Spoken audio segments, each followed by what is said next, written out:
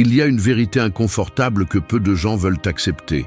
Lorsque tu te retires vraiment, quand il n'y a plus de mots, ni d'explications, ni même de ressentiment, l'autre le ressent comme une fracture irréversible.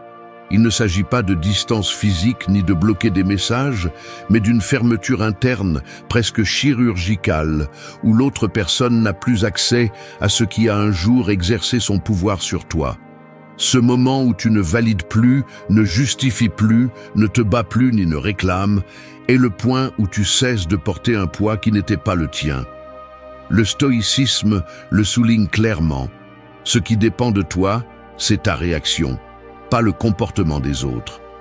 Et quand tu choisis le silence, non pas comme une punition mais comme une protection, la dynamique s'effondre car il n'y a plus de combustible pour le jeu émotionnel. Beaucoup de gens craignent d'être froids ou détachés, mais la réalité est que cette coupure radicale est le seul langage qui interrompt des décennies de manipulation et d'épuisement. L'absence définitive n'est pas une vengeance, c'est un acte de soin de soi. Celui qui veut vraiment retrouver sa dignité et sa paix apprend à cesser de négocier avec celui qui ne sait que cumuler des dettes émotionnelles. Personne n'est obligé de rester prévisible, ni de faciliter le retour de celui qui cherche seulement à vérifier s'il peut encore tirer tes ficelles. La seule chose que tu dois te dire est ceci: le silence ne se malinterprète jamais, il ne se ressent que.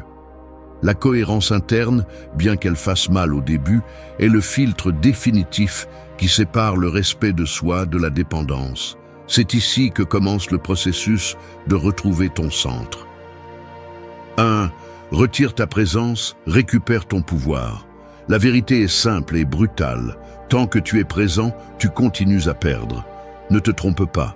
La fantaisie que ton absence fera réfléchir l'autre si tu laisses une porte entrebâillée n'est qu'un tranquillisant mental, une excuse pour ne pas affronter la peur de lâcher prise. Si tu maintiens ton énergie autour de cette relation, même si tu t'éloignes physiquement ou te tais pendant quelques jours, tu continues à participer au même jeu. C'est comme prétendre cesser de porter un sac à dos lourd juste parce que tu le lâches une minute, mais tu ne l'abandonnes jamais complètement. Il ne te surprendra donc pas que l'autre personne continue à calculer, à attendre ta réaction et à mesurer chaque silence de ta part comme s'il faisait partie d'une négociation. La seule façon de récupérer ton pouvoir est de couper l'accès à ton monde intérieur, sans explication, sans drame, sans message ambigu qui tente de provoquer des réponses. Celui qui cherche à justifier son retrait, en réalité, cherche à être poursuivi. À quoi bon maintenir cette dette émotionnelle? Si tu cherches encore à ce que l'autre comprenne, te reconnaisse ou se repente, tu es toujours lié, et ils ont la clé. Le véritable silence n'est pas l'absence de mots, c'est l'absence de disponibilité émotionnelle. Ce n'est pas une distance physique, c'est cesser d'organiser tes pensées et tes journées autour de ce que ce lien attend de toi. C'est ici que la plupart échouent. Ils confondent le distancement avec une arme, alors qu'en réalité, la seule force réelle réside dans le détachement total, dans l'indifférence établie depuis une clarté intérieure qui n'admet pas de retour en arrière. C'est inconfortable, car ton identité s'est probablement construite autour d'être ce pilier émotionnel, celui qui soutient, celui qui résout, celui qui ne disparaît jamais complètement. Mais cette image finit par être un masque qui n'accumule que de la frustration et te maintient dans une position de désavantage. Tu perds de l'énergie chaque fois que tu vérifies s'il y a des messages, chaque fois que tu hésites à répondre ou non. Chaque fois que tu analyses si ton silence est trop dur, chaque fois que ta paix dépend de la réaction de l'autre, tu as remis ton pouvoir. Il ne s'agit pas de faire l'indifférent, mais d'être indifférent. Le contrôle ne se récupère pas en quémandant des explications, ni en élaborant des silences stratégiques. Il se récupère quand tu cesses d'attendre, quand il n'y a plus aucune trace d'espoir de retour, quand tu acceptes que la relation telle que tu la connaissais est terminée pour toujours. Le retrait qui transforme n'est pas celui qui cherche à punir, mais celui qui ferme l'accès à ton énergie, celui qui cesse d'alimenter le cycle de dépendance et de manipulation. Si tu décides de te retirer, fais-le avec la conviction que tu n'as pas besoin d'être compris, ni pardonné, ni même regretté. Fais-le parce que ta dignité, ta sérénité et ton avenir pèsent plus que toute validation externe. Il y a ceux qui affirment vouloir la paix, mais qui restent attachés à l'attente d'une réaction, d'une excuse, d'une reconnaissance. Ce n'est pas la paix, c'est de la peur, déguisée en espoir. Si tu te justifies encore, tu attends toujours. Si tu vérifies encore ton téléphone en pensant à cette personne, tu cèdes toujours du terrain. La véritable liberté est interne et définitive. Le pouvoir revient lorsque l'accès se termine. Il n'y a pas de contrôle sans absence réelle. Ce ne sont pas de belles phrases, ce sont des vérités. Lorsque tu retires ta présence et élimines la prévisibilité, le jeu se termine, car l'autre personne n'a plus de moyens d'entrer dans ton monde. Il n'y a pas de retour en arrière, ni de rechute possible lorsque la clarté intérieure a fait le travail. Le silence soutenu et l'absence ferme ne sont pas des punitions, ce sont une déclaration d'autonomie. La paix arrive lorsque tu cesses de négocier avec toi-même et fais ce que tu sais que tu dois faire. Ici, il n'y a pas de magie, juste la décision de ne plus payer avec ton énergie pour une relation qui n'a jamais été équitable. Vas-tu continuer à donner ta dignité pour que l'autre ne soit pas gêné? Soit tu choisis de te retirer vraiment et de récupérer ta vie, soit tu continues à faire partie d'un système qui ne fonctionne que parce que tu l'alimentes. 2. Le silence intérieur désarme toute manipulation. Tu te réveilles et presque sans y penser, tu vérifies ton téléphone. Non pas parce que tu attends quelque chose de particulier, mais à cause de cette habitude automatique qui s'installe lorsque ta paix dépend d'une notification, d'un signe, de n'importe quoi qui réactive le cycle. Voici le premier piège. L'esprit entraîné à anticiper, interpréter et réagir à ce que l'autre fait ou ne fait pas. Derrière cette micro-action quotidienne se cache le véritable mécanisme de la manipulation émotionnelle, l'accès constant à ton espace mental. Le silence extérieur peut sembler suffisant, mais si à l'intérieur tu continues à tourner en rond sur la même histoire, si chaque geste de ta part est une réponse anticipée au possible mouvement de l'autre personne, alors le contrôle ne change jamais de main. La manipulation a juste besoin d'une chose pour survivre, que tu restes disponible, même en secret. Le silence intérieur n'est pas ne pas parler, ne pas écrire, ne pas se montrer. C'est la décision de cesser d'organiser ta vie émotionnelle autour des réactions de quelqu'un d'autre. C'est le moment où tu cesses de penser des phrases que tu ne diras jamais, où tu cesses d'imaginer des scénarios dans lesquels tu es compris, recherché ou valorisé. La véritable coupure se produit lorsque l'autre n'occupe plus le centre de la salle dans ton esprit, lorsque ces mouvements cessent d'importer parce que tu as changé le point de référence. C'est là que le jeu se désarme, parce que toute manipulation se nourrit de l'attente, de l'espoir d'une réponse, de l'espace mental que tu continues à céder en silence. À l'instant où tu deviens neutre à l'intérieur, l'autre perd la carte. Il ne sait plus comment entrer, ni quelle manette toucher, parce que ton monde cesse de tourner autour de sa présence ou de son absence. Cette neutralité n'arrive pas par accident. C'est le résultat d'identifier, un par un, les pensées automatiques qui te maintiennent lié. La justification, la fantaisie de rédemption, la peur d'être le méchant en coupant l'accès. Ça fait peur, parce que cela implique d'accepter qu'il n'y a plus de dette émotionnelle à payer, ni d'explication à donner, ni d'avenir à négocier.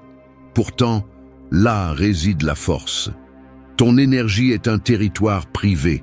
Personne n'entre sans permission.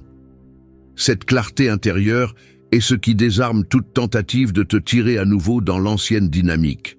Lorsque ton silence cesse d'être une tactique et devient une conséquence naturelle de ton changement intérieur, la manipulation se heurte à un mur invisible. Il n'y a rien à négocier, car il n'y a plus de marchandises en offre. Il n'y a pas de réaction, car l'attente a été démantelée à la racine. Le conflit intérieur le plus difficile surgit lorsque l'esprit insiste pour chercher une clôture, une justice ou une reconnaissance. Mais la réalité est simple.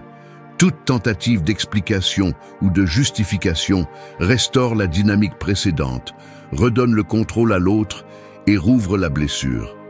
Maintenir le silence intérieur est en essence maintenir ta propre valeur sans avoir besoin de témoins. Il ne s'agit pas de bloquer les émotions, mais de cesser d'investir de l'énergie en celui qui ne sait que prendre et jamais rendre. Tu t'entraînes à laisser passer l'impulsion de réagir, à ne pas chercher de signes là où tu trouvais auparavant du sens. Ici, la seule cohérence qui compte est celle que tu as avec toi-même. La neutralité est la véritable clôture. Le reste n'est que bruit qui te détourne. Lorsque ta vie mentale n'orbite plus autour de cette relation, l'autre le ressent, même sans mots. C'est l'absence totale de disponibilité qui détruit finalement toute tentative de manipulation.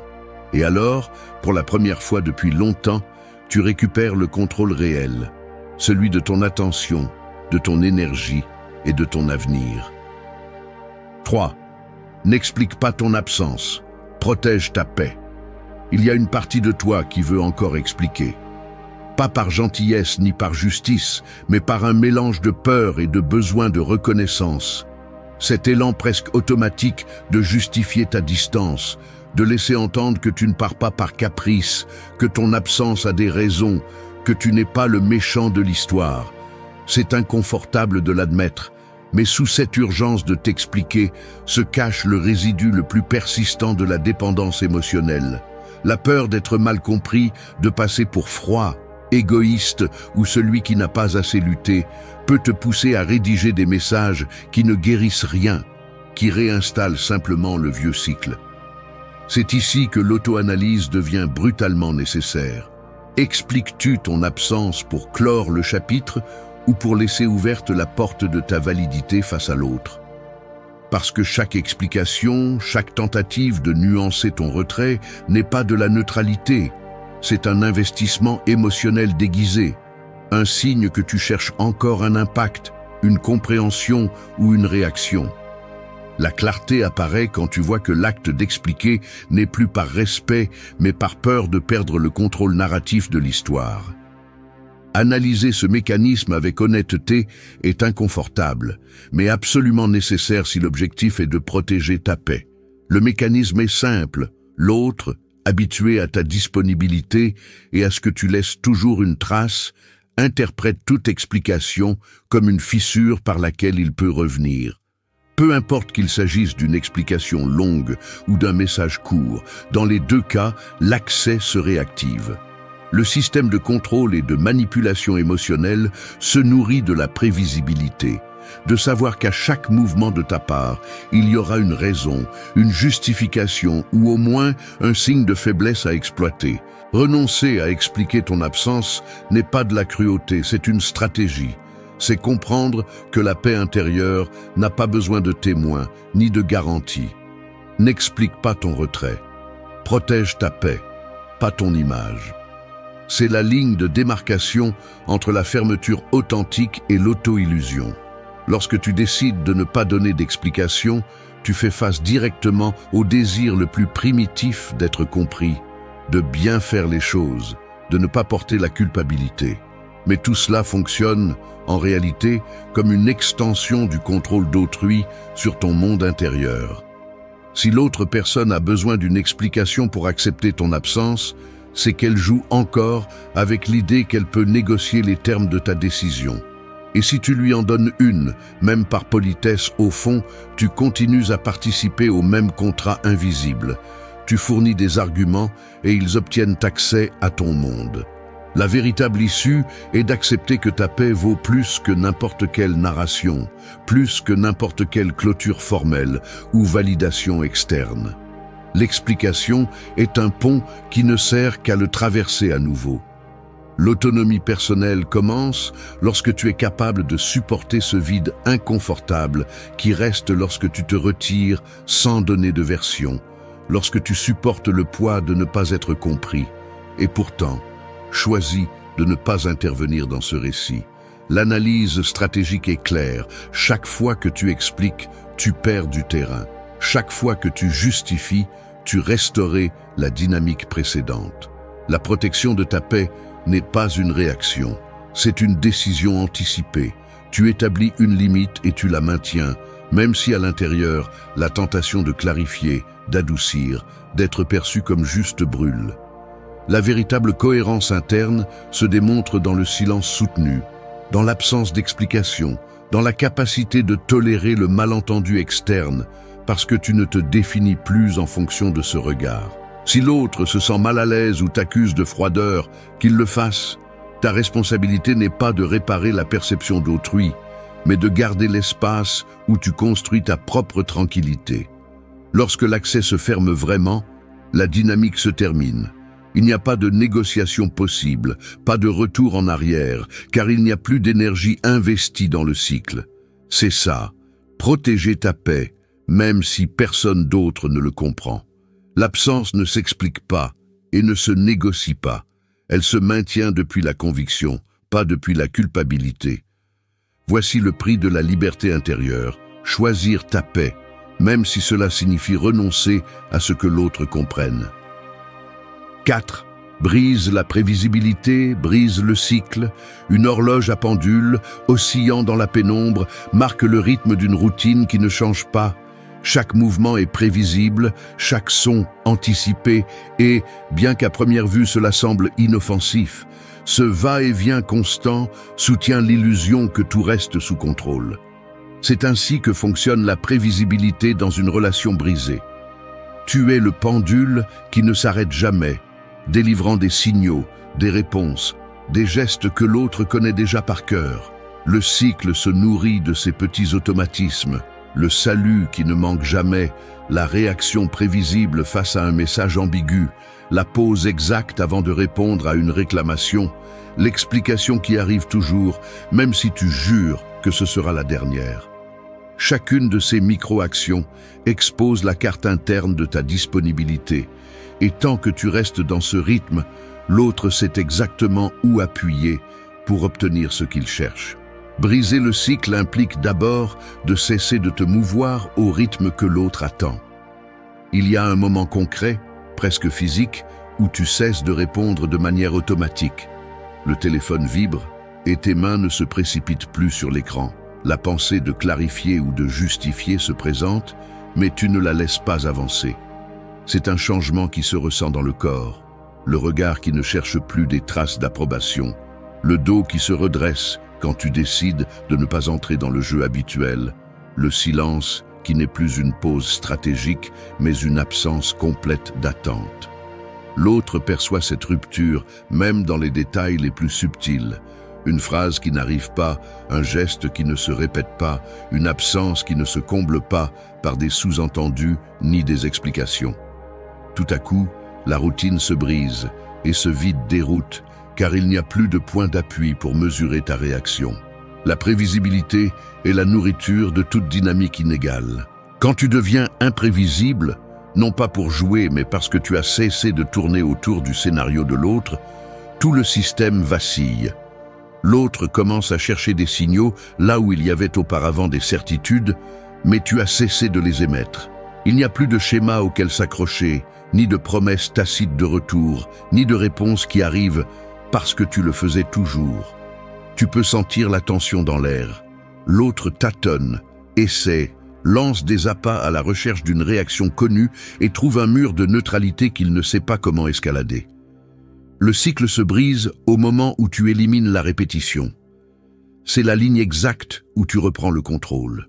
Il ne s'agit pas de t'entraîner à être mystérieux ni d'inventer une personnalité froide, mais d'abandonner le rôle qui t'a été assigné et que tu as toi-même renforcé avec chaque geste prévisible. La rupture se remarque dans les petites décisions quotidiennes. Tu choisis de ne pas répondre, de ne pas clarifier. Ton visage n'est plus un catalogue d'émotions attendant d'être déchiffré.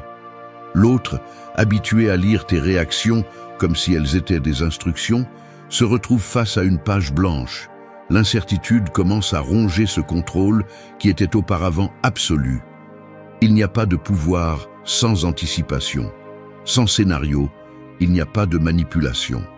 C'est simple et brutal. Oui, il y aura des tentatives de te provoquer, de te ramener dans le cycle avec des questions, des accusations ou des gestes qui fonctionnaient auparavant. Le véritable défi est de maintenir l'absence de prévisibilité même lorsque l'inconfort se fait sentir. C'est un entraînement à l'autocontrôle, un muscle qui se renforce chaque fois que tu choisis de ne pas répéter le même schéma. La liberté se ressent d'abord comme un vertige, puis comme un calme. Quand tu cesses de tourner autour de ce que l'autre attend, la relation perd ce noyau invisible qui la soutenait. Le cycle se ferme pour toujours quand tu comprends que ta dignité n'a pas besoin d'être annoncée ni défendue, juste protégée dans le silence. 5. Arrêtez d'organiser votre vie autour des autres. Votre vie n'est pas une succursale des désirs des autres. C'est brutal, mais la plupart de vos journées continuent de tourner autour de ce que l'autre fait, dit ou ne fait pas. Et chaque minute que vous passez à calibrer votre humeur selon la température émotionnelle de quelqu'un d'autre, vous vous videz. Ne l'adouciez pas. Si vous organisez vos plans, vos horaires, vos émotions et même vos silences en fonction d'une autre personne, vous vous êtes effacé de la carte. Peu importe combien d'excuses vous vous inventez pour le justifier. Je fais juste preuve d'empathie. C'est par respect. Je veux éviter les conflits. Mensonge. C'est de la peur. C'est la peur de faire face à votre propre vide, de ne pas savoir quoi faire de votre temps, de découvrir que votre identité est si collée à la validation des autres que vous ne pouvez pas vous souvenir de la dernière fois où vous avez décidé quelque chose sans attendre une réaction. Arrêtez de vous mentir. Chaque fois que vous reportez vos décisions en attendant l'approbation de l'autre partie, vous vous déclarez incapable de gouverner votre propre vie. Et cela se paie cher, avec de l'anxiété, de la frustration, avec un sentiment de petitesse qui s'installe et ne vous lâche pas. La dépendance émotionnelle ne se soutient pas par de grands gestes, mais par des milliers de micro-décisions quotidiennes où vous cédez votre pouvoir et vous ne le remarquez même pas. C'est ce choix invisible d'attendre une réponse avant d'avancer, d'ajuster vos mots pour éviter le mécontentement, de planifier vos journées autour de la possibilité d'une rencontre ou d'une excuse. On vous a entraîné à croire que prendre soin du lien signifie sacrifier votre centre, mais ce que vous parvenez à faire, c'est alimenter l'asymétrie. L'autre personne s'habitue à ce que tout tourne autour d'elle, et quand vous essayez enfin de mettre une limite, elle le vit comme une trahison. Mais la véritable rupture réside dans le fait de cesser de prioriser ce qu'ils attendent et de commencer à demander, sans filtre, « que veux-je ?» peu importe si cela plaît ou dérange l'autre. Ce muscle est atrophié. C'est pourquoi il est si difficile de l'exercer. C'est pourquoi vous cherchez des excuses, vous reportez, vous vous convainquez que ce n'est pas le bon moment. Arrêtez de vous mentir. La dignité n'attend pas son tour. Lorsque vous cessez d'organiser votre vie autour des autres, il ne s'agit pas seulement de couper un contact ou de bloquer un numéro. Il s'agit de reprogrammer votre esprit pour cesser de demander en silence si ce que vous faites sera bien vu ou si cela provoquera une réaction. C'est un entraînement inconfortable. On a l'impression d'être nu en public, sans le refuge de cette attente constante. Mais c'est là que commence la reconstruction. Parce que personne ne va vous rendre le temps perdu, ni récompenser votre sacrifice silencieux. La seule chose que vous parvenez à faire, en étant le satellite de quelqu'un d'autre, c'est de vous perdre dans l'orbite de ses besoins. Les gens forts ne négocient pas leur centre. Les gens forts ne demandent pas la permission d'exister. Le pas décisif est de choisir vos priorités, même si cela dérange, d'avancer, même si vous ne recevez pas d'approbation, et de soutenir le regard quand on essaie de vous blâmer, de ne plus tourner autour de leur monde. Parce que oui, ils vont vous accuser d'égoïsme, de froideur, d'ingratitude. C'est le prix à payer pour retrouver votre autonomie. Préférez la solitude plutôt que l'esclavage émotionnel. Votre vie est à vous. Personne n'a le droit de la programmer à votre place. Vous ne retrouverez pas votre paix tant que vous continuerez à mesurer chaque pas avec la règle de leurs attentes. Il est temps de cesser d'être le personnage secondaire de votre propre histoire. Si vous ne vous choisissez pas, personne ne le fera pour vous. Arrêtez de demander la permission d'être qui vous êtes. La seule validation dont vous avez besoin est celle que vous vous donnez lorsque, enfin, vous vous placez au centre de votre vie. 6. Maintenez la neutralité. Éliminez le jeu de pouvoir. La neutralité n'est pas une pause, c'est la frontière définitive entre le soin de soi et l'abandon de soi. Le jeu de pouvoir n'existe que si vous y participez, et chaque fois que vous choisissez d'entrer dans la danse des réactions, vous justifiez votre blessure et perpétuez votre propre épuisement. L'autre peut essayer n'importe quelle stratégie, provocation, silence, messages ambigus, mais tout s'effondre au moment où vous cessez de répondre par le désir d'influencer, de clarifier ou de vérifier que votre absence pèse. La vérité inconfortable est que, tant que vous ne lâchez pas le besoin d'avoir le dernier mot ou d'être reconnu, vous restez lié à une dynamique qui ne fait que vous consommer. Le contrôle n'a jamais été chez l'autre, il a toujours été le vôtre, mais vous le remettiez chaque fois que vous aviez besoin d'être validé. Celui qui maintient la neutralité maintient le véritable pouvoir. C'est la base. Cessez d'alimenter l'attente d'un dénouement, d'une reconnaissance, d'une justice émotionnelle qui n'arrive jamais. Au plus profond, maintenir la neutralité est une bataille silencieuse contre de vieilles habitudes mentales qui vous demandent de réagir, qui vous murmurent que rester indifférent est être cruel ou que abandonner le rôle de soignant est trahir vos propres valeurs. Cependant, ce récit ne vous garde prisonnier que de la nécessité de plaire, d'ajuster votre énergie et votre temps en fonction de comment l'autre se sente ou agisse. La peur d'être perçu comme froid, égoïste ou insensible est la dernière chaîne. Ce qui n'est pas souvent reconnu, c'est que cette prétendue empathie est en réalité un piège mental. Vous continuez à jouer parce que vous ne supportez pas le vide de ne pas importer, le poids du non-réponse, l'inconfort de couper l'accès sans donner d'explication. Mais cet inconfort n'est que le prix de votre liberté. La neutralité est le signe qu'il n'y a plus rien à négocier. Vous n'avez pas à être cruel, vous devez juste cesser d'être prévisible, d'être la ressource émotionnelle disponible, celle qui est toujours prête à soutenir ce que l'autre ne veut pas porter. Maintenir la neutralité, c'est entraîner votre esprit à ne pas s'emballer à chaque tentative de contact, à ne pas tomber dans le cycle de lire entre les lignes ou de chercher des intentions cachées. C'est une discipline interne. Détecter l'impulsion de répondre et la laisser passer, résister à la tentation d'expliquer ou d'adoucir votre absence, tolérer l'inconfort que l'autre ne comprenne pas. Il ne s'agit pas de bloquer les émotions, mais de cesser d'investir dans une dette émotionnelle qui ne fait que croître et n'est jamais réglée. C'est ici que beaucoup échouent, car ils confondent neutralité avec froideur, alors qu'en réalité, c'est une forme de respect radical envers soi-même. La neutralité brise le jeu car elle élimine la variable la plus importante, la réaction. Sans elle, le système s'effondre.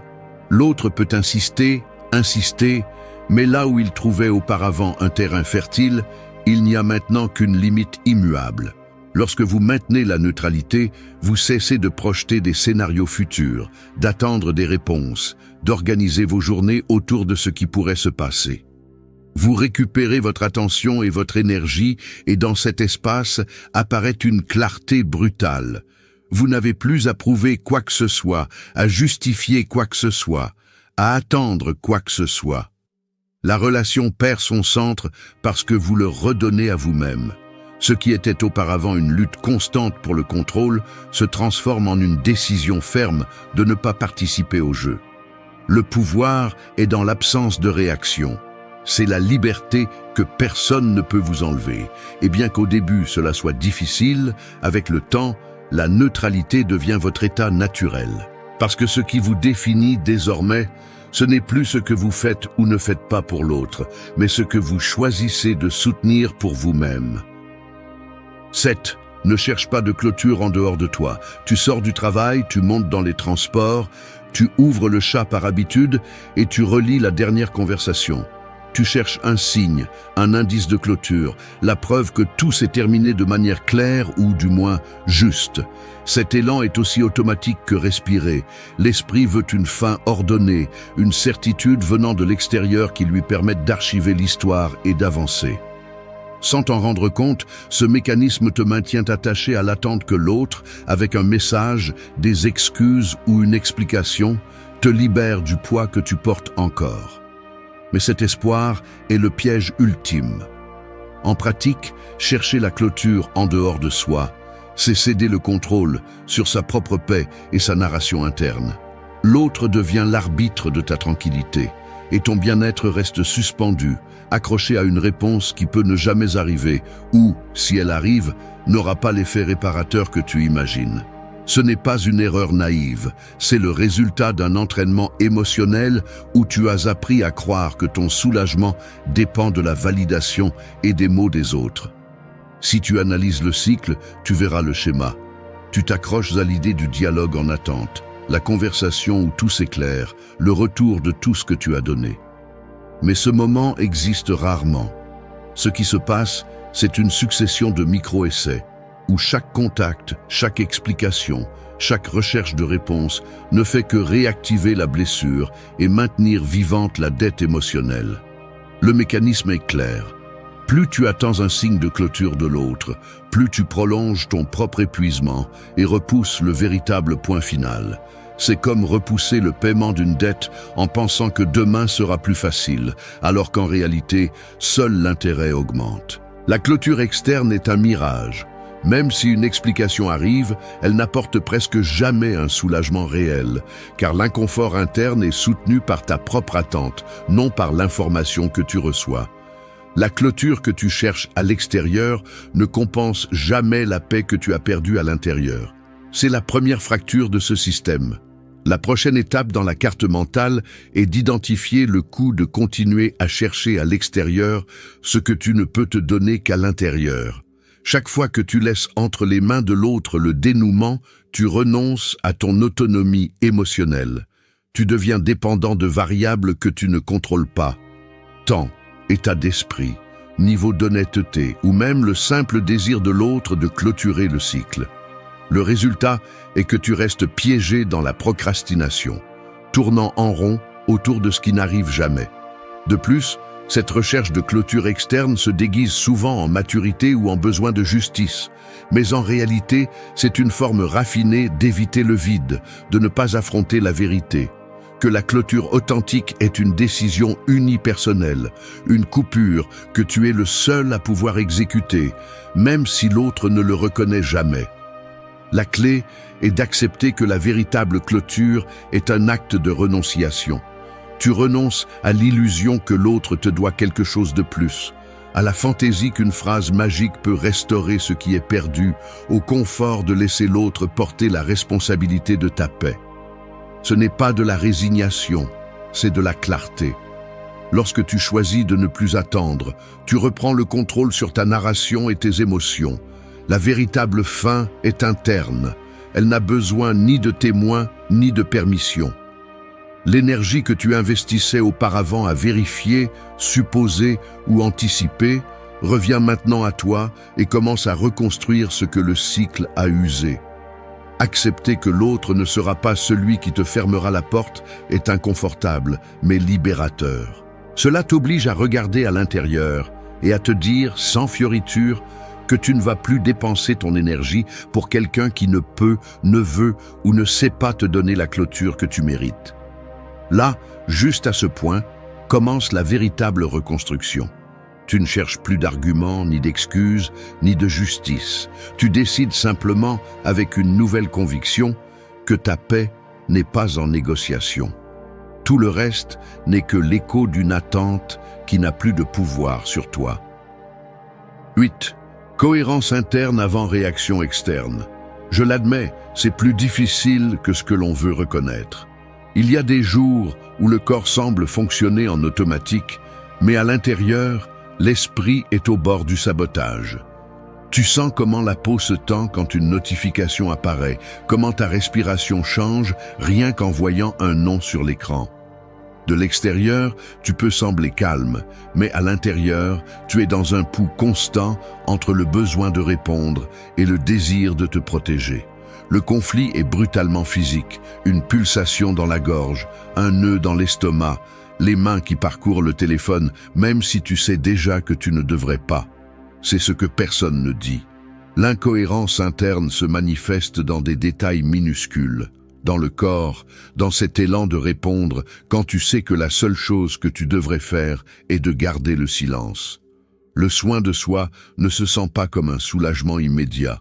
Cela ressemble plus à une gêne aiguë, une abstinence émotionnelle qui exige une réelle force. Tu observes tes gestes et tu te découvres en train de tomber dans de vieux automatismes. Écrire un message et le supprimer, passer en revue mentalement des phrases que tu n'enverras jamais, inventer des excuses pour entrer dans le chat au cas où. Tout cela est réaction, pas cohérence. C'est agir par peur, par l'élan de ne pas perdre le contrôle externe, même si cela signifie te trahir à l'intérieur. La cohérence interne est autre chose, c'est cette décision muette qui se traduit par des gestes concrets, en laissant le téléphone face cachée, en sortant marcher quand l'anxiété serre, en regardant le plafond au milieu de la nuit, et en résistant à la tentation de chercher des signes. C'est la discipline de te maintenir lorsque l'esprit crie qu'une action rapide calmerait le vide. Mais tu sais que ce soulagement est un piège qui te ramène au point de départ. La cohérence est inconfortable. La réaction est addictive. C'est la ligne qui sépare celui qui se libère de celui qui répète. Dans le quotidien, la bataille se livre dans des détails que personne ne voit. Le silence n'est pas seulement se taire, c'est maintenir un geste neutre quand quelqu'un essaie de te provoquer. C'est ne pas altérer ta routine, même si l'autre cherche à te déstabiliser par des absences ou des messages ambigus. C'est s'asseoir devant une tasse de café. Et, même si l'esprit insiste à tourner autour du vide laissé par l'autre personne, t'obliger à maintenir le regard sur ton propre présent. La cohérence interne est une résistance pratique. Tu t'entraînes à ne pas chercher d'arguments, à ne pas te justifier, à tolérer le malaise qui reste lorsque tu décides de ne pas donner d'explication. C'est le muscle invisible qui se renforce chaque fois que tu choisis de ne pas céder à l'urgence de la réaction. Là où il y a cohérence, il n'y a pas d'accès extérieur. Cette phrase, bien que gênante, est la boussole au milieu de l'abstinence émotionnelle. La réaction cherche à contrôler l'extérieur, la cohérence protège l'intérieur. L'autre peut insister, tâter, apparaître avec des réclamations ou des promesses. La véritable rupture se produit lorsque tes actions ne se modifient pas, lorsque ta présence et ton énergie restent au centre, sans se détourner en fonction des attentes de l'autre. Ici, on voit qui a vraiment coupé le cycle. Il n'y a plus de gestes cherchant à être interprétés, ni de silence stratégique attendant d'être brisé. Il ne reste que la décision ferme de ne pas organiser ta paix autour de ce que l'autre fait ou ne fait pas. C'est une scène silencieuse, presque invisible de l'extérieur, mais puissante. Tes mains immobiles, le dos droit, le regard qui ne cherche plus le reflet chez l'autre, mais dans ton propre axe. Au final, la cohérence interne est la seule garantie que le retrait est réel et définitif. Peu importe la pression que tu reçois pour réagir, si tes actions et ton état mental restent alignés, l'accès se ferme et la dynamique se termine. La paix n'est pas l'absence de conflits externes, mais la décision de ne pas bouger au rythme de ce que l'autre attend. C'est cela la maturité émotionnelle, même si cela fait mal, même si c'est difficile. Parce que la véritable liberté se construit dans le silence inconfortable de la cohérence, pas dans le soulagement momentané de la réaction. Merci d'être resté jusqu'à la fin de la vidéo. Si vous avez tout vu, commentez « Je suis stoïcien ». Ce n'est pas le monde qui te met à l'épreuve. C'est toi qui décides chaque jour combien de pouvoir tu donnes aux circonstances. Pendant que d'autres se noient dans des excuses ou cherchent des coupables, tu as une option brutale et simple. Entraîner ton esprit à ne pas céder au désordre, à la pression ou aux commentaires des autres. La philosophie stoïque n'est pas un vieux conte, ni une recette pour feindre la tranquillité, mais une discipline brute. Elle exige d'observer tes réactions, d'affronter la fatigue, de détecter tes propres pièges et malgré tout, de choisir d'agir avec clarté. Personne ne va te donner la force que tu cherches. Tu dois la construire à travers des décisions inconfortables, des limites claires et une honnêteté féroce envers toi-même. L'autocontrôle ne naît pas de la négation, mais de voir tes pensées telles qu'elles sont et de décider lesquelles méritent ton énergie. Chaque matin, dans la première minute de conscience, tu choisis déjà si tu vas être victime de ton dialogue interne ou leader de ton caractère. Si tu te laisses entraîner par le stress et les exigences externes, tu paies le prix avec ta paix et ton temps. Mais si tu entraînes le bon filtre mental, même le chaos devient gérable. Tu n'es pas ce qui t'arrive, tu es ce que tu fais avec cela. La véritable liberté n'arrive pas quand tout est calme, mais quand tu maîtrises ta réponse au milieu du défi. C'est un chemin exigeant mais réel, 8 leçons pratiques, sans fioritures ni promesses vides, pour durcir ton esprit, prendre soin de ton corps et transformer tout revers en matière première pour ta croissance. 1. Maîtrisez votre réaction face au chaos. Le chaos n'est pas le problème c'est vous, ou plutôt la manière faible et automatique dont vous réagissez chaque fois que la vie vous pousse hors de votre zone de confort. La plupart des gens ne veulent pas entendre cela.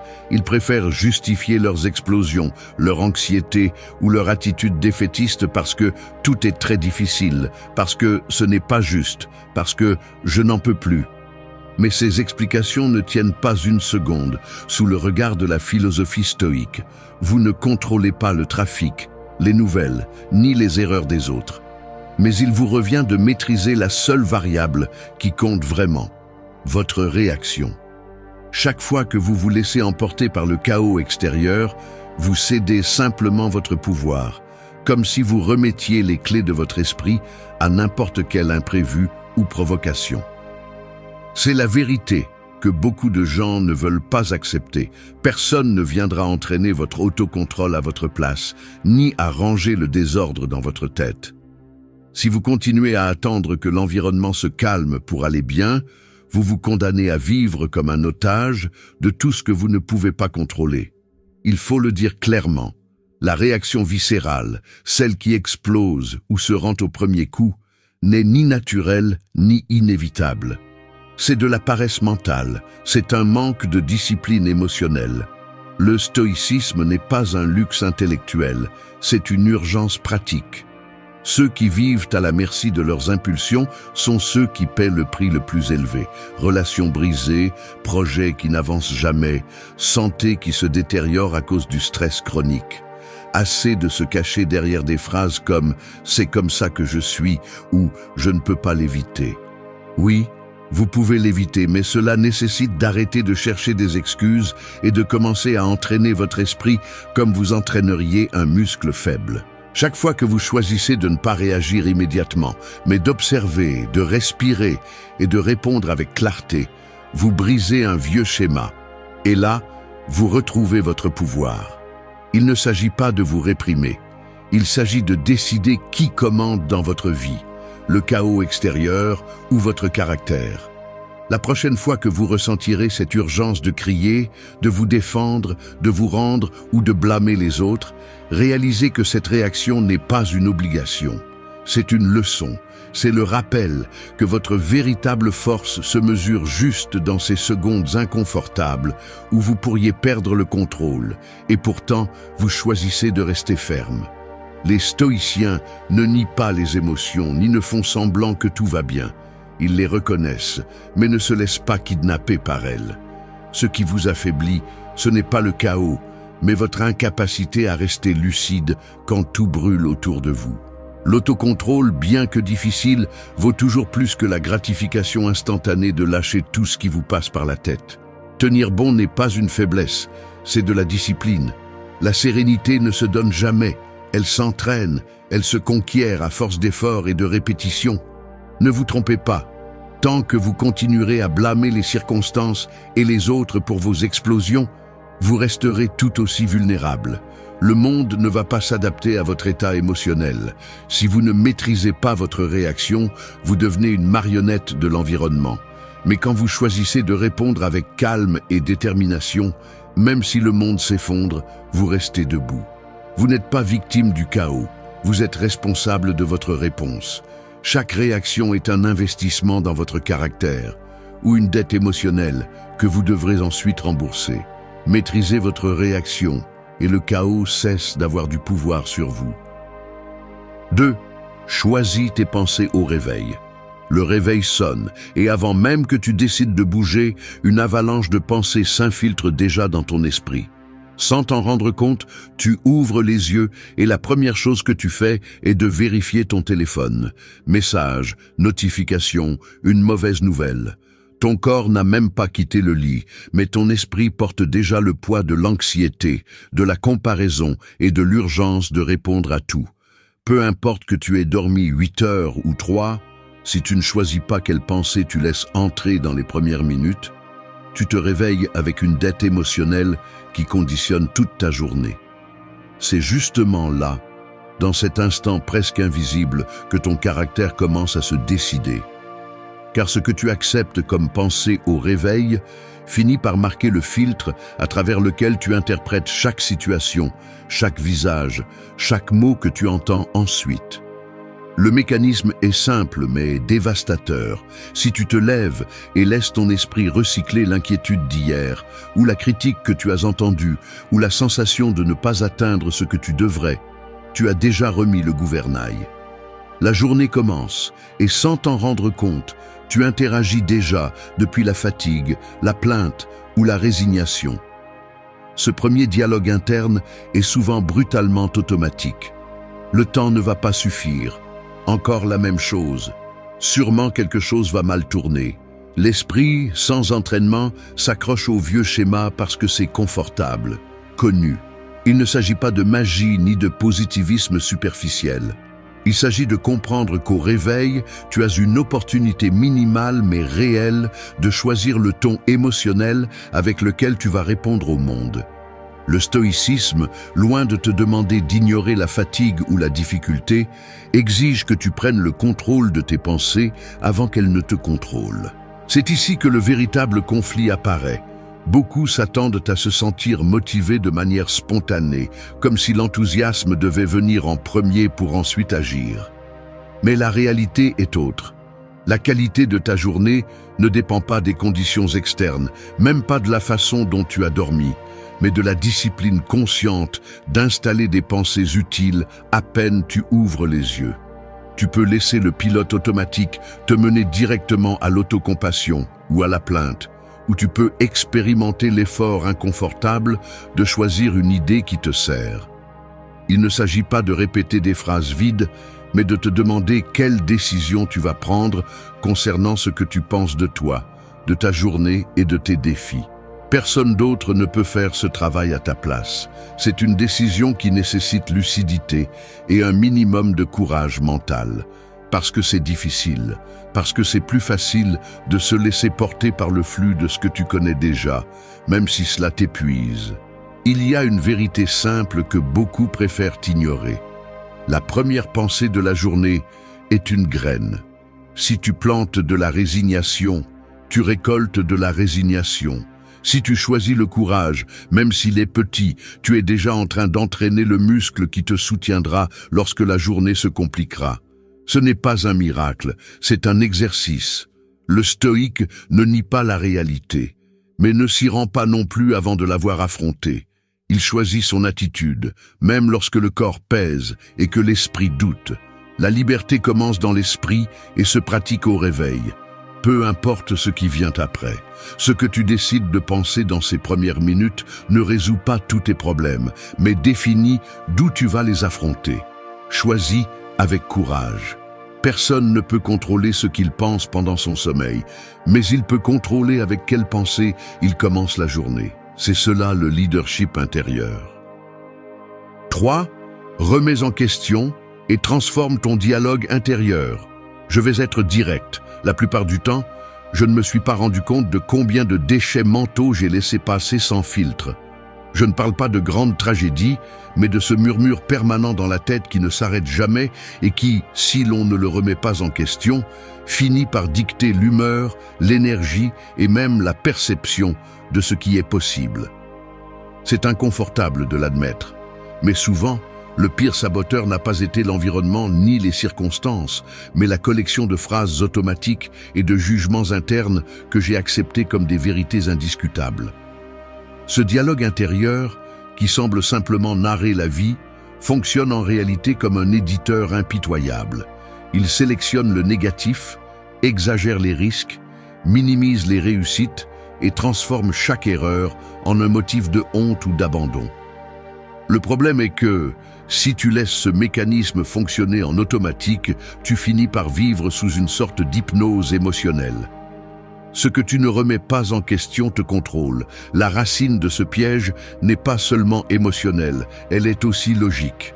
Depuis notre enfance, nous apprenons à interpréter les faits à travers des filtres hérités, ce que les autres ont dit, ce qui a fonctionné un jour pour nous protéger, ce que la culture récompense ou punit. Ces filtres demeurent même lorsqu'ils ne servent plus. Le résultat, face à tout contretemps, l'esprit active le même scénario. Je ne peux pas, c'est trop, je vais sûrement échouer, je ne vaux pas assez. Personne ne t'oblige à penser ainsi, mais l'habitude fait que ces phrases sonnent familières, même réconfortantes, bien qu'elles soient destructrices. L'esprit non entraîné préfère le connu à l'utile, car le nouveau exige effort et vulnérabilité. C'est pourquoi le premier pas est toujours d'observer avec une brutalité honnête comment tu te parles, quel ton tu utilises, quels mots tu répètes quand personne ne t'écoute. Il n'y a pas de force sans cette auto-vigilance. Si tu n'identifies pas le circuit mental qui te fragilise, il sera impossible de le démonter. Voici une décision stratégique. Remettre activement en question chaque pensée qui se présente comme vérité. Je ne parle pas de répéter des phrases motivationnelles vides, mais d'appliquer le rigorisme d'un philosophe et la discipline d'un athlète. Te demander, cette pensée m'aide-t-elle ou m'enfonce-t-elle? Décrit-elle la réalité ou ne fait-elle que perpétuer une vieille version de moi-même? Le stoïcisme ne cherche pas à ce que tu ignores la douleur ni à te convaincre que tout va bien. Il exige que tu distingues entre les faits et les jugements, entre ce qui se passe et ce que tu interprètes.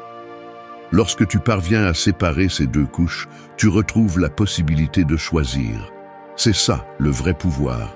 Le pouvoir sur ton interprétation, pas sur le monde.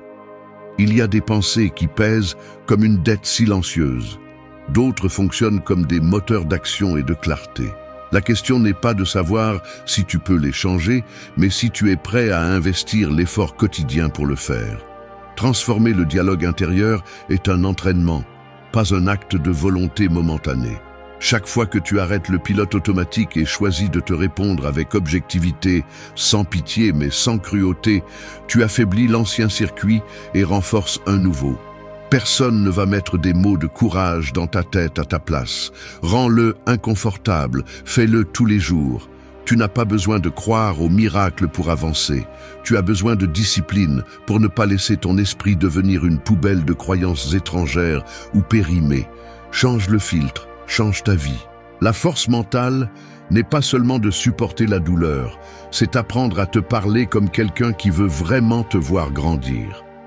Chaque pensée est un investissement dans ton destin ou un piège qui t'enferme au même endroit. Tu n'es pas ce que tu penses, tu es ce que tu décides de faire avec ce que tu penses. 4. Avancer avec des actions petites et constantes. Il y a une image que peu de gens associent à la véritable force. Un bloc de marbre, immense, froid, apparemment immuable. Mais si vous regardez attentivement, vous remarquerez la trace de centaines de petits coups, des marques presque invisibles qui peu à peu le dépouillent de ce qui est superflu.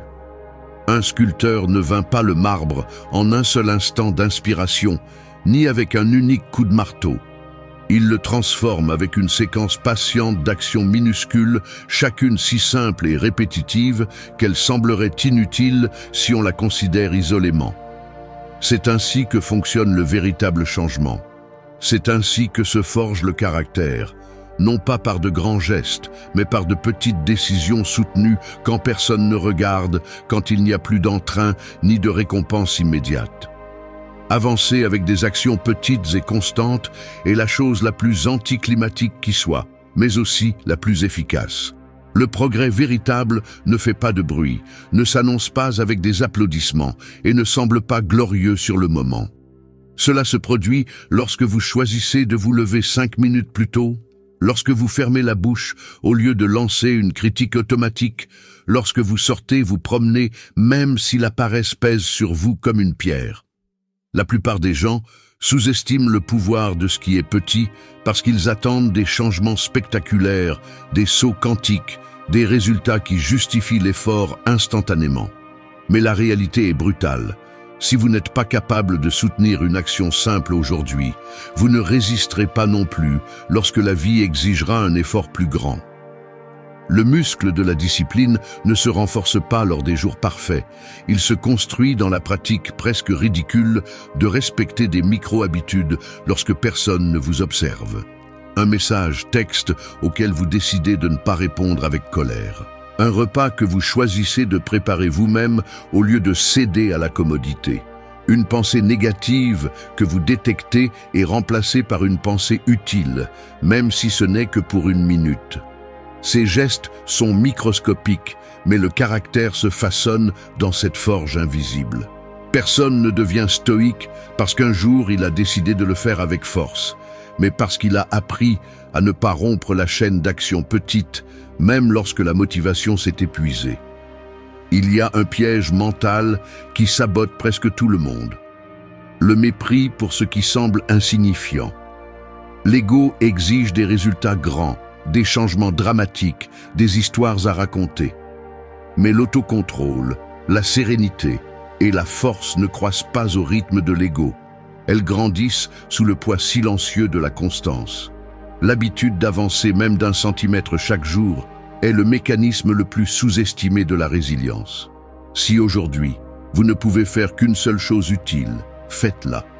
Si la seule chose que vous parvenez à faire est de ne pas aggraver la situation, c'est déjà un progrès. L'esprit entraîné à l'action petite ne se laisse pas écraser par la taille du défi. Il apprend à le fragmenter, à l'aborder par parties, à ne pas abandonner simplement parce que l'objectif semble lointain. Ce qui compte, ce n'est pas la dimension du pas, mais que le pas existe. Le stoïcisme n'est pas de tenir bon pour tenir bon. C'est comprendre que la véritable liberté ne réside pas dans les grands triomphes, mais dans le choix du prochain mouvement, même si l'entrain est minimal et l'environnement hostile. Il y a des jours où tout est difficile, où vous ne reconnaissez même pas un progrès clair, mais vous ajoutez un autre coup au marbre et, sans vous en rendre compte, vous changez de forme intérieurement. Avancez, même si c'est lent. Personne ne se souvient d'un jour précis où tout a changé, mais avec le temps, on reconnaît que la somme d'actions petites a fini par définir son destin. La constance est le véritable courage. La grandeur se construit dans l'invisible. Faites le minimum, mais faites-le toujours. C'est la différence entre rêver et transformer. 5. Ne te laisse pas définir par les opinions des autres. Rien ne pèse autant que de vivre à la merci de l'opinion d'autrui. Chaque fois que tu ajustes ton comportement, tes mots ou même tes rêves pour t'adapter au moule des autres, tu te arraches un morceau d'authenticité. Ne te trompe pas, c'est une forme d'esclavage volontaire. La plupart préfèrent se trahir elles-mêmes plutôt que de supporter une critique ou un regard de désapprobation. À quoi bon vouloir la liberté si tu l'utilises seulement pour chercher l'approbation? Le respect véritable ne se mendie ni ne se négocie. Il se construit lorsque tu cesses de demander la permission d'être qui tu es. La plus grande lâcheté est de se déguiser chaque jour pour ne déranger personne. La force commence là où le théâtre s'arrête. Il n'y a pas de croissance si chaque décision passe d'abord par le filtre du « qu'en dira-t-on ». Attendre une validation externe est la recette parfaite pour la frustration chronique. Le monde va donner son avis, va projeter ses propres insécurités sur toi, va te donner des conseils déguisés en inquiétude qui sont en réalité des limites déguisées en affection. Si tu te définis par cela, tu deviens un reflet flou des attentes des autres. Et le pire, c'est que personne ne te rendra le temps que tu as perdu à vivre la vie d'un autre. Le stoïcisme n'est pas une indifférence froide, c'est la lucidité pour comprendre que l'opinion des autres appartient à leur territoire, pas au tien. Chaque fois que tu te traînes pour être accepté, tu augmentes une dette invisible envers ta propre valeur. Si tu laisses n'importe qui avoir du pouvoir sur ton estime de soi, tu te condamnes à un déséquilibre permanent. Tu n'es pas la somme des applaudissements ni la victime des jugements. Tu es le résultat des choix que tu soutiens quand personne ne t'applaudit. Le piège est au fond. Beaucoup justifient leur insécurité en disant qu'ils ne veulent pas être arrogants, qu'il faut écouter les autres, que le monde est social et que nous ne pouvons pas nous isoler. Personne ne te demande d'ignorer les retours utiles ou de devenir un mur d'arrogance. Mais une chose est d'apprendre et une autre est de se soumettre. La peur de décevoir est une excuse élégante pour ne pas assumer le coût d'être authentique. La faiblesse n'est pas d'échouer, mais de ne pas oser vivre selon ton propre critère. Si chaque commentaire te déstabilise, si chaque critique te paralyse, alors tu n'as pas compris l'essentiel. Ta valeur ne dépend pas de leur approbation, mais de ta cohérence interne. La liberté intérieure ne s'achète pas. Elle se conquiert à force de supporter le poids du rejet sans céder sur ce que tu sais être juste. Le véritable autocontrôle implique de décider qui a la permission d'influencer ton esprit. Si tu permets aux attentes externes de dicter tes limites, tu resteras piégé dans une cage invisible. La plupart vivent en attente d'applaudissements, mais finissent épuisés par l'anxiété de ne pas appartenir. Je te répète une phrase pour te le rappeler. Tu n'es pas responsable des fantasmes ni des peurs des autres. Personne d'autre ne va se battre pour ton intégrité. C'est un travail qui t'incombe exclusivement. Si un jour tu as douté de ta valeur parce qu'un autre ne l'a pas reconnue, il est temps de briser ce mécanisme. Le caractère se forge lorsque tu choisis de décevoir les autres plutôt que de te trahir toi-même. La sérénité arrive lorsque tu cesses de demander la permission d'être qui tu es. La vie est trop courte pour laisser les opinions des autres te définir. Entraîne ton esprit à écouter sans supplier et à avancer même si tu es jugé. Ne cherche pas à appartenir là où tu dois cesser d'être toi. C'est une trahison, pas une adaptation. 6. Renforce ton corps et ton esprit ensemble.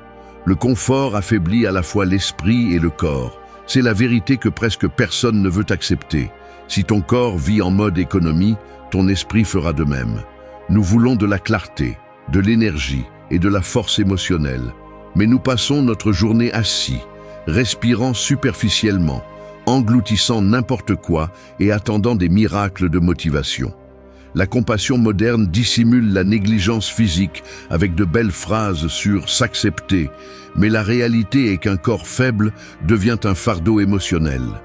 Lorsque tu ne t'entraînes pas, tu ne perds pas seulement ta santé, tu perds aussi ton estime de soi. L'autocontrôle ne naît pas de la théorie, il se forge dans l'inconfort physique.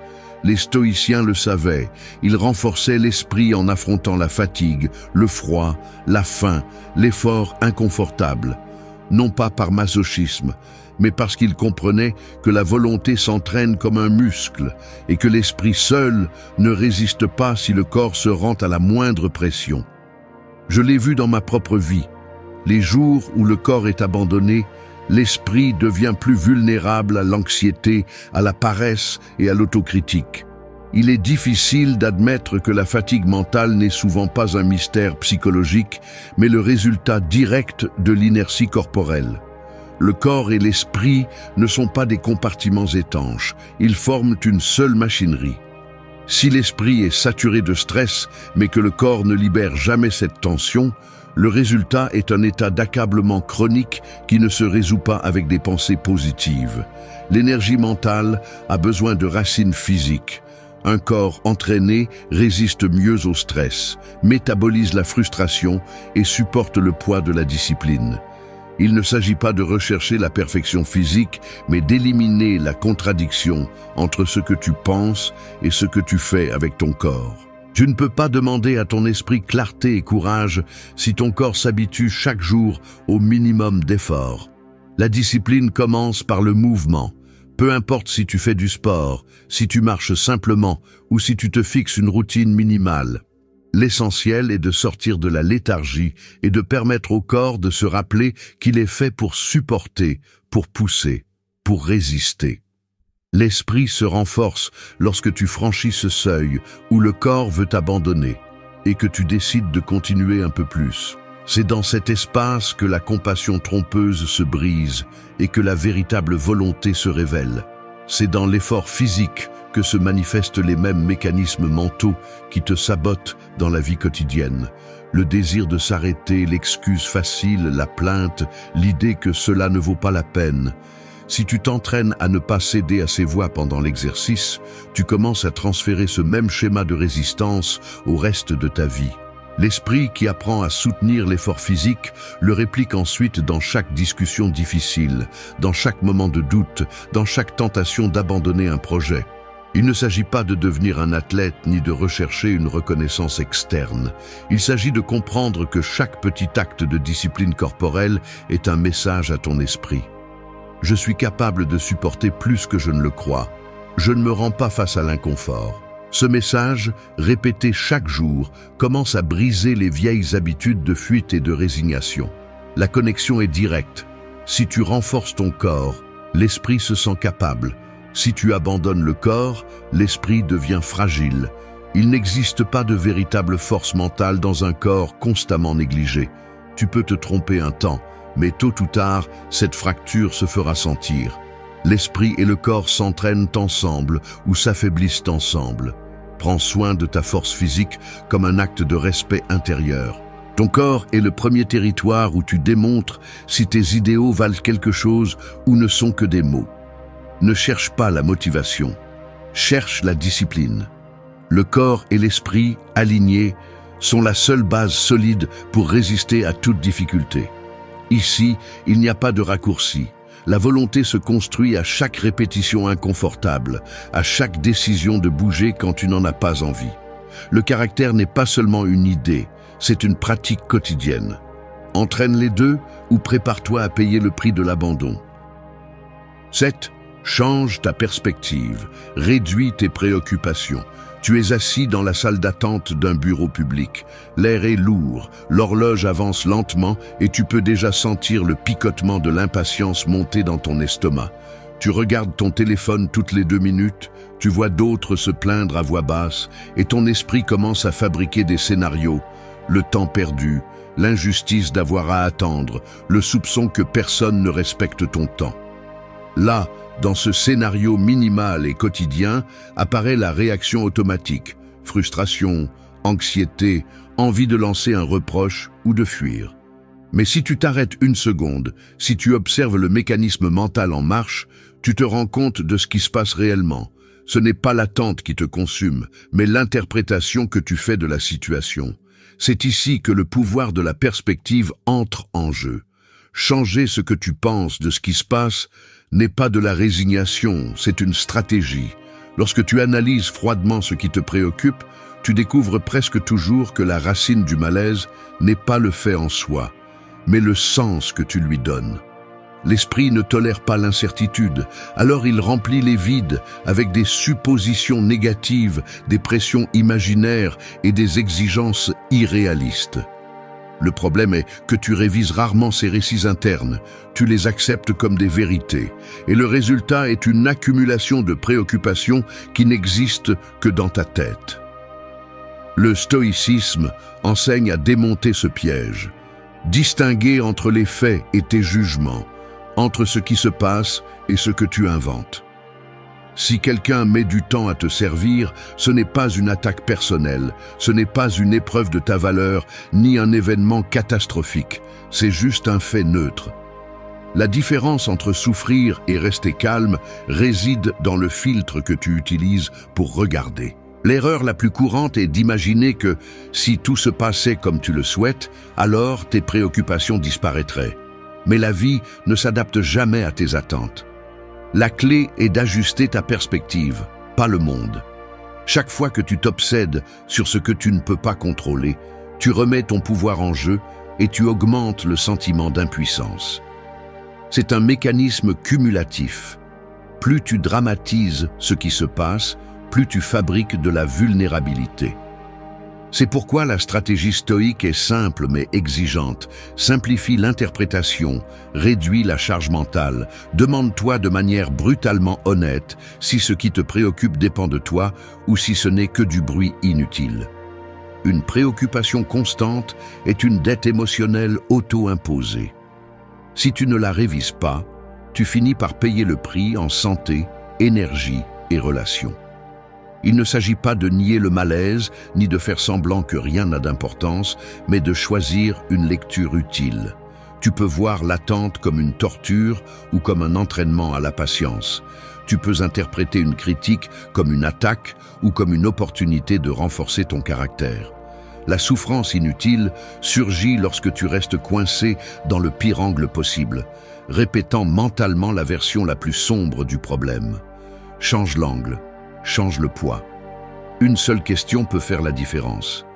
Est-ce que cela aura de l'importance dans une semaine, dans un an, dans toute ta vie? La plupart des préoccupations se dissolvent lorsque tu les affrontes avec perspective et froideur. Il est facile de porter des poids imaginaires et de transformer chaque inconvénient en un drame personnel. Mais la force ne consiste pas à tout endurer, mais à apprendre à lâcher prise sur ce qui ne mérite pas ton énergie. Si tu entraînes ton esprit à interpréter les faits depuis un lieu d'objectivité et de but, tu réduis la charge émotionnelle et récupères un pouvoir réel sur ta vie. La paix n'est pas une coïncidence, c'est une décision quotidienne de réinterpréter. Choisis le poids que tu portes. Changer ta perspective est le premier pas pour réduire les préoccupations et libérer ton énergie pour ce qui compte vraiment. 8. Apprends à dire non sans culpabilité. Je vais être brutalement honnête. Il m'a fallu des années pour reconnaître l'épuisement invisible que provoque le fait de dire oui, alors qu'en réalité, tout mon corps, ma respiration et même le ton de ma voix veulent crier un non clair et direct. C'est un geste petit, presque imperceptible, qui se répète au bureau lorsque j'accepte des tâches supplémentaires qui ne me concernent pas, en famille lorsque j'assume des engagements épuisants, ou dans des conversations où je hoche la tête par courtoisie alors qu'à l'intérieur, je sens que je me trahis. Je sens ma mâchoire se tendre, mes épaules se raidir, mon regard perdre de sa force. Il y a un léger tremblement dans mes mains. Une gêne dans ma poitrine, comme si chaque concession était une dette qui se multiplie et qui, tôt ou tard, finit par vider mon énergie et mon estime de soi. Le plus grave, c'est que ce mécanisme s'installe de manière si automatique, si normalisée, que je ne le remets même pas en question. Dire oui, par peur de décevoir, est une fuite de pouvoir. La véritable fracture ne se produit pas à l'extérieur, mais à cet instant où j'abandonne mon jugement juste pour éviter un moment désagréable ou une réaction inconfortable des autres. Je vois les conséquences chaque jour, et elles sont plus physiques qu'il n'y paraît. La fatigue accumulée n'est pas seulement une question d'agenda saturé, mais de la tension constante de porter les attentes des autres. Le corps se rétracte, le dos se courbe, la voix s'éteint un peu plus chaque fois que je cède par habitude et non par choix. Dans les yeux de ceux qui s'habituent à plaire, il y a un mélange de résignation et de colère contenue, une sorte d'éclat terne qui révèle que quelque chose se perd, quelque chose que personne d'autre ne va rendre. Dire non est inconfortable, je le sais, car cela brise la chaîne d'approbation, mais c'est le seul moyen de récupérer le poids de tes propres décisions. Il ne s'agit pas de devenir insensible, ni de vivre sur la défensive. Il s'agit de ne plus permettre que l'agenda émotionnel des autres devienne le tien. L'entraînement stoïque ici est simple en théorie et brutal en pratique. Résister à l'urgence de plaire, soutenir le silence inconfortable après avoir refusé et tolérer la pression sociale sans céder du terrain. Je le vois dans des détails minimes. La pause avant de répondre, le contact visuel qui n'est pas esquivé, la respiration profonde pendant que l'autre attend une justification que tu ne vas pas donner. Le geste de refuser, sans explications inutiles, est un message direct à l'esprit. Ma limite est légitime, mon temps et mon énergie ont de la valeur. Le respect de soi commence par un refus ferme, pas par une explication interminable. Dire non sans culpabilité, c'est entraîner le muscle de l'authenticité, et chaque fois que tu le fais, l'esprit enregistre qu'il est possible de te prioriser sans que le monde ne s'effondre. La culpabilité n'est qu'un résidu de vieilles habitudes, un mécanisme mental qui te pousse à maintenir l'image d'une personne bonne ou utile. Mais ce masque pèse plus que n'importe quelle critique. Apprendre à dire non est arrêter d'hypothéquer ton bien-être pour une minute de tranquillité superficielle. Ça fait mal au début, oui. L'inconfort est inévitable, la peur d'être rejeté se ressent dans l'estomac. Mais le prix à payer pour continuer à se taire est bien plus élevé. Se perdre soi-même. Le non est un acte de respect de soi. Cette phrase doit rester gravée. Tu n'es pas une pire personne pour poser des limites. Tu es plus cohérent, plus réel, plus fort. Le leadership intérieur ne consiste pas à contrôler les autres, mais à ne pas t'abandonner pour les plaire. La prochaine fois que tu ressentiras cette pression interne de céder par habitude, observe le geste, identifie le poids et permets-toi de soutenir le non, même si ta voix tremble. Dire non n'est pas fermer des portes, c'est ouvrir de l'espace pour ce qui compte vraiment. Entraîne ce muscle. Si tu ne mets pas de limite, tu deviens une ressource de plus pour les autres et une dette constante pour toi-même. Choisis ton non comme un acte de liberté. Personne ne respectera tes limites si tu les franchis toi-même à chaque instant. Merci d'être resté jusqu'à la fin de la vidéo. Si vous avez tout vu, commentez « Je suis stoïcien » comme notre signe secret, indiquant que vous êtes un véritable apprenant du stoïcisme.